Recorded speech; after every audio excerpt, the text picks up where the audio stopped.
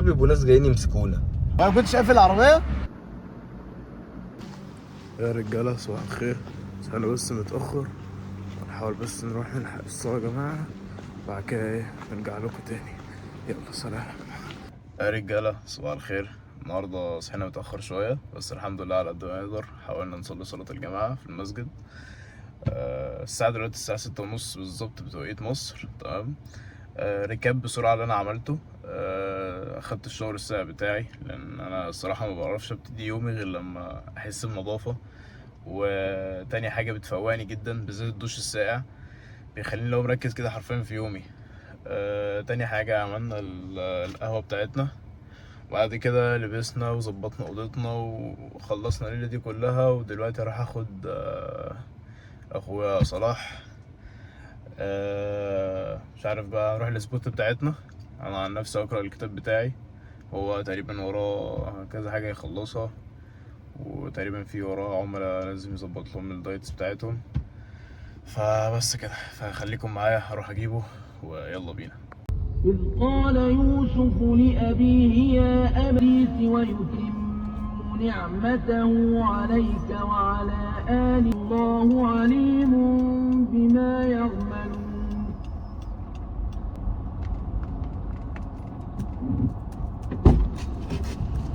اتأخرت انا طبعا عليك يا بطل.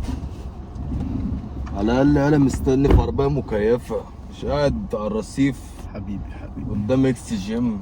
استنى بقى عشان ايه اهو. يا لهوي فلوك، يا لهوي استنى يا دين امي. السلام عليكم يوسف حسن او ليستر. يا لهوي على فكره كل ده بيتصور.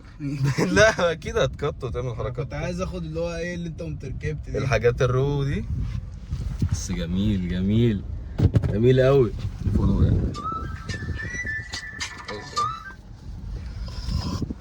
يحتاس القهوة، هيا بينا لنفطر. افتح طيب اقول اي حاجه اهو انا بتكلم اهو مع الشباب اهو. هو هيا بينا نفطر. ايوه هيا بينا. كنت عايز اقول لك ايه، يس شفت حوار ان الكهرباء ترجع تقطع ده؟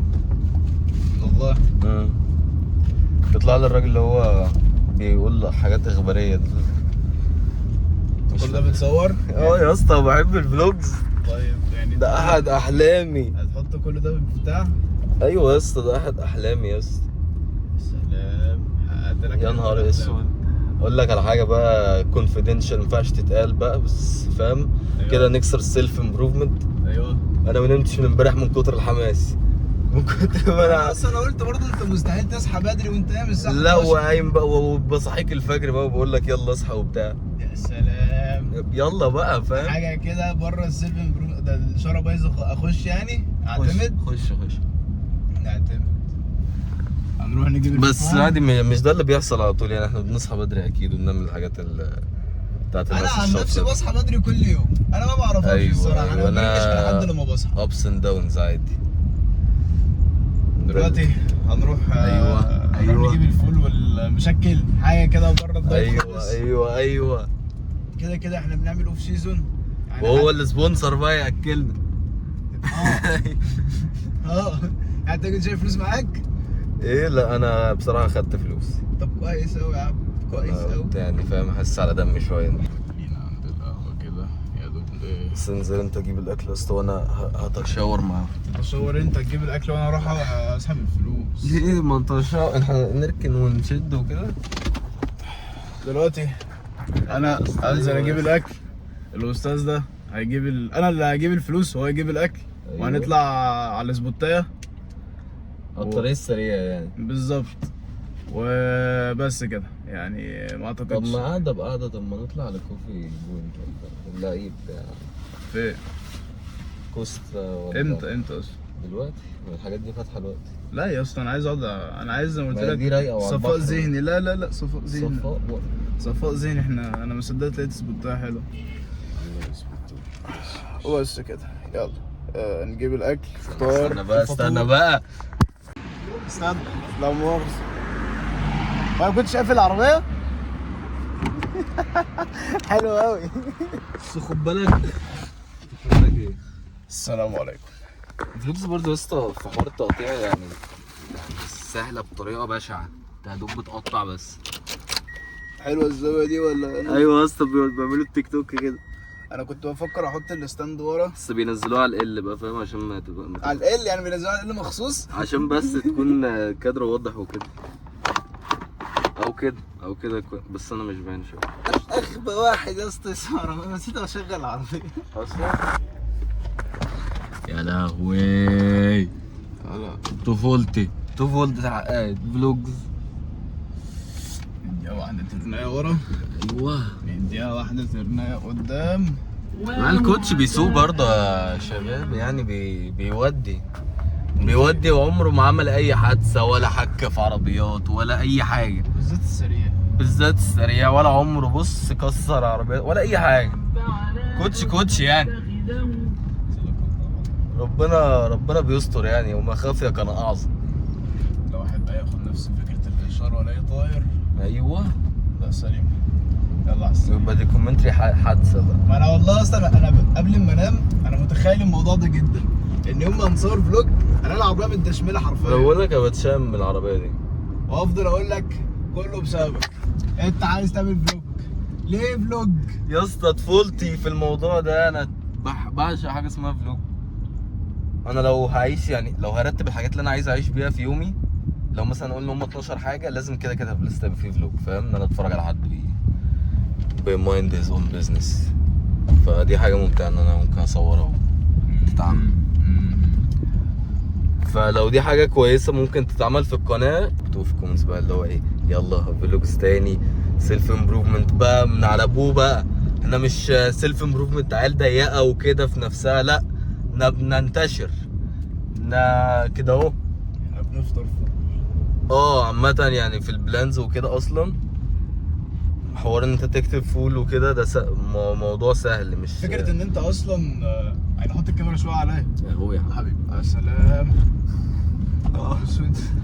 فكره اللي احنا ان انت بتحطش فول ولا تحط الكلام ده في الدايت بتاعك، وان انت تحرم نفسك من معظم الحاجات اللي بتاكلها في بيتك، عامه دي اسوأ فكره في المجال التدريبي. لان انت كده يعني اساسي بتكرر نفسك في التمرين، بتكرر نفسك في الدايت. حصل يا كوتش، حصل كتير بلاقي من الناس اللي بتخش تشترك معايا الدايتات بتاعتهم اللي كانت هو اوكي شوفان بطاطا شوفان حاجات ثابته، فراخ، حاجات ثابته. ما الكلام ده غلط. ما تصل عادي يا اسطى. انت الفول اللي انت هتاكله مثلا الصياعه اصلا في انك تظبط السعرات. خمسة يعني انت هتعمل حسابك انت مثلا ايه في 5 جرام زيت يا عم، في عندك فول. العيش توست العيش ده مثلا يعمل له 30 40 جرام، حط عيش، اعمل حسابك ممكن تبقى اعلى، بس انت برضه في السيف زون. زي بالظبط لما تعمل معامل الامان كده في مثلا في هندسه، مثلا لما بتعمل حاجه بتعمل معامل امان اللي هو عندك حد امان فتظبطها. خدتها في الخرسانه بالظبط. هي اصلا احنا خدناها عشان كده، بس خدناها اكتر في اسانسيرات. احنا النسبه بتاعتنا كانت تقريبا اي لفه بس. فاهم حاجه بس يعني مش قوي، مش افت فتي والماكروز قوي، بس اللي هو حاجه انت مرتاح تاكلها كل يوم. انا برتاح اكل فول كل يوم، برتاح اكل الحاجات دي كل يوم. دول بيبقوا ايه يا اسطى؟ دول بيبقوا ناس جايين يمسكونا. بس امشي ستيدي، ما تطلعش عن 60 يا اسطى، حياة امك. انت دخلت مالي ايه؟ ما انا عشان احنا هنهدي عند المسجد، احنا كان المفروض نمشي هادي دلوقتي عشان نقف. ودلوقتي الحمد لله وصلنا للسبوت بتاعتنا. تسلم للاستاذ محمد سمير على الجمال اللي هو حطينا فيه دوت. ودلوقتي هقرا الكتاب تو سيلز هيومن، وعندنا دوت الفطار وبس كده يعني. يلا افتحها.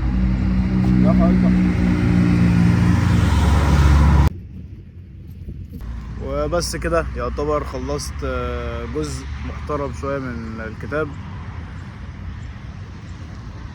لا تمام. المهم 5 كده نستمتع بالمنظر الجميل دوت، وبعد كده هنروح على الجيم على طول بقى، نكون هضمنا شويه الفول والمشكل اللي احنا اكلناهم ده.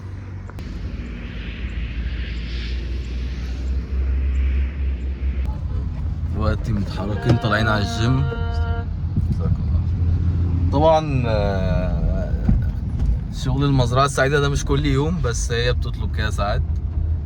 بس لو مش ساعات شرط عادي كورة انت ممكن لما صفاء ذهني والحاجات دي، بس مش شرط يعني ان انت تصحى تقعد تشوف اي مزرعه جنبك او في العادي انا بعملها في البلكونه، بنضف اوضتي واولع البخور بتاعي واقعد في البلكونه. بالظبط. يعني مش شرط كل حاجه بتتقال في الفيديوهات تعمل زيها بالظبط. مش لازم تبقى اجريسيف على نفسك، مش لازم بقى انا نزلت جريت 100 متر وبعد على بطن فاضيه وبعدها عملت كذا وكذا. احنا عاملين حاجات عاديه قوي.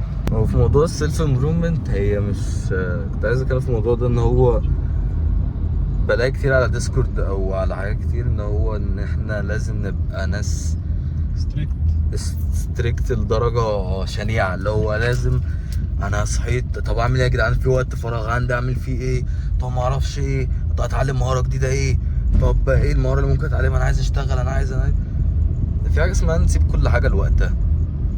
يعني ماشي انا فاهم مثلا ان انت عندك وقت فاضي، في الفراغات البينيه مثلا حاول تملى وقتك بحاجات مفيده، بودكاست، بتقرا حاجه بتاع، اللي هو مثلا انا وانا نازل لحسن دلوقتي بسمع ايه مثلا، بسمع بودكاست كنت لسه ما خلصتوش وزي ما اتراكم عليا كنت عايز اخلصه. الدنيا سهله، مش اللي هو ايه، في ناس لما بتعوز تمسك حاجه بتوسوس لحد ما تبقى كويسه فيها وما بتبقاش كويسه في الاخر، وبيبقى شكلها اللي هو ايه، متطرف من ناحيه الدين، من ناحيه الالتزام، من ناحيه المثاليه، اللي هو لازم ابقى مثال، انا سيلف امبروفمنت، انتوا كلكم حوش. بس هي مش ماشيه كده خالص. انت انسان عادي وبتخرج عادي، بس انت بس عندك حاجات زياده بتعملها في يومك. ان انا مثلا بدل ما اصحى الساعه 10 بصحى الساعه 5 الحق الفجر، ودي حاجه كويسه. فهي الفكره ان انت مش بتتحول 180 درجه، ان انت انا في يوم وليله انا شفت فيديو بقيت سيلف امبروفمنت وبقيت الفكره ان انت بتبدل كل حاجه مثلا بتعملها بحاجه تانية صغيره، ومع الوقت بتكبر. العاده مش هتتغير غير لما تبدلها بعاده تانية. بالظبط. وبس اللي هو مش هتبدل حياتك كلها. فدي اللقطه ودي اللي احب اشوف الناس فيها فعلا، عشان غير كده بلاقي تشدد، عارف انت التشدد الديني، التشدد السيلف امبروفمنتاوي، وهكذا. بتعملي ايه؟ وبس يعني احنا مستنيين يوسف دلوقتي حسن ينزل عشان نطلع الجيم.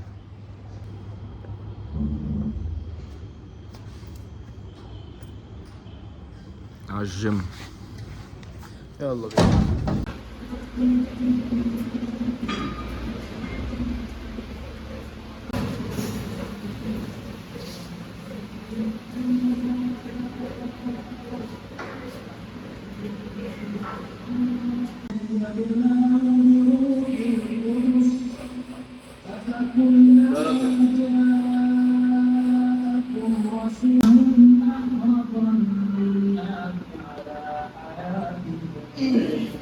يز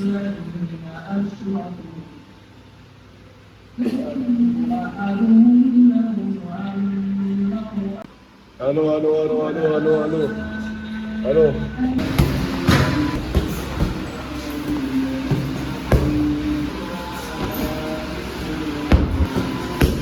اصحى غدا.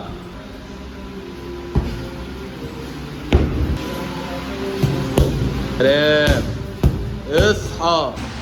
لا حاسب معانا فايتر، معانا فايتر، معانا فايترز، معانا كل حاجة، ولا ايه؟ حسن اهو.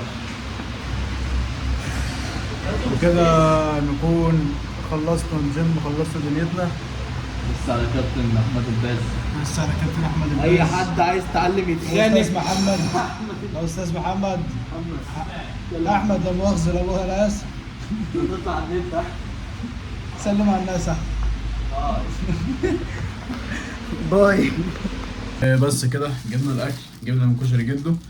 دلوقتي اللي هنعمله عشان ما نضيعش وقت كتير، هرد على عملاء اخواتي وحبايبي سواء المشتركين، بحيث ان انا ابعت لهم الدايتات، لان انا في 10 دايتس دلوقتي، 10 تمارين هبعتهم دلوقتي، وارد على الناس اللي عايزه تشترك كمان. وارد على الناس اللي بتسال بس اسئله واللي عايزه تحجز كولز وكده. عندي كول الساعه 1 وعندي كول الساعه 3. تمام، فيلا من غير كلام كتير قبل ما اخش دلوقتي واسرع والكلام دوت، معرفش انا اسرع ولا اقطع. الكشري خليها وجبه اساسيه عندك في مرحله التضخيم او الاوف سيزون بتاعك. تمام، ويلا من غير كلام كتير عشان انا خلاص مفرهد على الاخر ومحتاج اكل بامانه.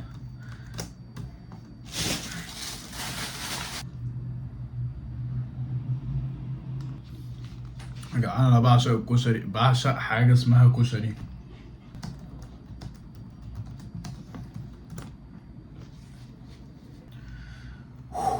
كده نكون سلمنا ال10 دايتات والتمارين واطمنا على اخواتي اصلا المشتركين معايا، وفي نفس الوقت ردينا على اخواتنا الجداد ان شاء الله يبقوا من ابطالنا الجداد. اعتقد الفيديو هيبقى طويل شويه، فلو انت وصلت لحد هنا فلو بعتلي كوتشنج 50 فانت ليك خصم 50% على جميع الاشتراكات. بس خلي بالك لان ده العدد محدود جدا، لان الصراحه الضغط بقى كل شويه بيزيد، كل ما بنتطور في السيستم كل ما الحمد لله بيبقى فيه عملاء اكتر ويبقى فيه اللي هو الزاميه اكتر باللي احنا نجهد نفسنا. من الحاجات اللي عايز اوثقها في الفيديو اللي انا من بعد التعب دوت، لان الحوار مجهد جدا فوق ما تتخيل، بس انا طبعا مش هطلع اتكلم ولا بطلع اشتكي ولا حاجه، انا بحمد ربنا جدا.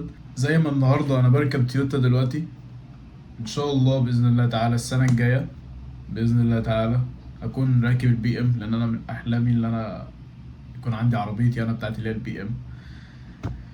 وان شاء الله قريب جدا هكون مع اللي انا عايزه، لان انا الحمد لله بتعب وبعمل اللي عليا وبعمل بالاسباب، ان شاء الله ربنا مش هيضيع اجر من احسن عمل. فبس كده يا بطل. بص يعني لو الجزء ده بان عندك في الفيديو فاعرف ان ده اخر الفيديو خلاص، لان انا هنزل اصلي خلاص. انا الساعه 1 هنزل اصلي دلوقتي، بعد كده بخلص دنيتي كلها اعمل اديت للفيديو اللي بتصور لكم دلوقتي وارفعه لكم ان شاء الله. هحاول على قد ما اقدر ينزل النهارده. وبس كده، انا مبسوط جدا بالتجربه وان انا بشارككم يومي بيبقى عامل ازاي، وبشارككم ان اللي انا بقوله مش مجرد كلام بس مش اكتر، لان ده حياتي الطبيعيه والحمد لله.